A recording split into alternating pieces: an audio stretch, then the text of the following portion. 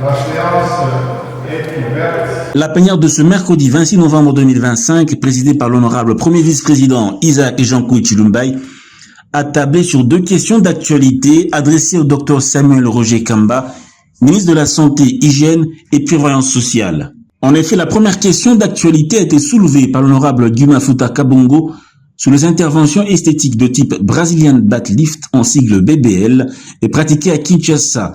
Et la seconde porte sur la recrudescence et la gravité de l'épidémie de choléra en République démocratique du Congo, initiée par l'honorable Landi Akotikala Senga. Honorable membre du bureau de l'Assemblée nationale, honorable député, chers collègues, conformément aux dispositions des articles 100 et 138 de la Constitution, nous avons en date du 12 novembre dernier adressé la question d'actualité à l'endroit du ministre de la Santé, Hygiène et Prévoyance sociale, dont la teneur ci-après. Depuis ce temps, il est observé un foisonnement d'interventions chirurgicales et esthétiques, notamment celle dite Brazilian Butt Lift, BBL en sigle, dans plusieurs cliniques, centres médicaux et boutiques dites médicales de la ville de Kinshasa sous le regard inactif de l'autorité, frisant ainsi une acceptation tacite. Entamant son propos par la problématique de la chirurgie esthétique BBL, le ministre de la Santé a indiqué que les cliniques qui procèdent à des interventions esthétiques et plastiques à Kinshasa, comme sur l'ensemble du territoire national, ne relèvent pas du cadre légal du secteur de la santé en RDC. Elles sont toutes illégales et n'appartiennent pas à la médecine reconnue dans le pays. Selon lui, ces structures opèrent avec du personnel non qualifié, utilisent des produits dangereux et pratiquent des injections présentant des graves risques sanitaires.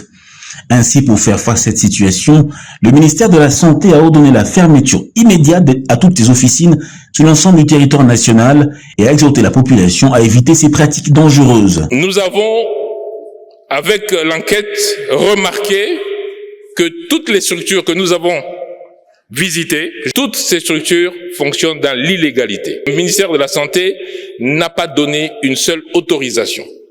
Donc tout cela, ce sont des officines clandestines qui relèvent donc en fait de la société en termes de pouvoir public, que ce soit l'intérieur, que ce soit la santé et que ce soit les services sociaux, parce que la plupart, pour ne pas dire toutes, sont illégales. Ce n'est pas des structures de médecine légalisées par le ministère de la Santé, donc nous ne pouvons même pas parler de plateaux techniques qu'ils doivent avoir, parce que tout simplement, nous ne pouvons pas autoriser cela.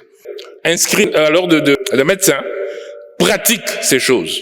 Pour l'instant, toutes les cliniques ont pas encore fourni les noms des médecins. Et rassurez-vous, tous seront punis du fait de l'exercice illégal de la médecine. Comme j'ai dit, la médecine est régulée, l'exercice doit être régulé. Abordant ensuite la problématique liée à la propagation du choléra, ce dernier a relevé que malgré les projets nationaux et internationaux, ainsi que les efforts déployés pour prévenir cette épidémie et améliorer la prise en charge, les résultats restent encore insuffisants. Il a toutefois confirmé que l'autorité publique lutte contre le choléra depuis plus de 50 ans, sans laisser en marge d'autres épidémies, notamment le mpox et la rougeole. Pour y faire face, le gouvernement s'est fortement impliqué pour renverser la tendance, ajoute-t-il. À ce propos, les cas de contamination, notamment à Kinshasa, ont considérablement diminué. À ce jour, la capitale n'enregistre que 5 cas de choléra. De même que tout l'ouest du pays, autrefois fortement touché, est progressivement en train de se stabiliser. Il est de noter que des mesures structurelles et préventives sont en cours de réduire les contaminations et garantir un accès à une eau plus saine à la population. Après l'audition du ministre de la Santé, le premier vice-président Isaac Jean-Kouy Tshilumbaï a salué les éclaircissements donnés par le ministre de la Santé à la plénière qui respecte les prescrits des articles 181, des articles 191 et 192 du règlement intérieur sur les questions d'actualité. La santé publique, c'est toujours un grand plaisir de vous écouter ici à l'hémicycle.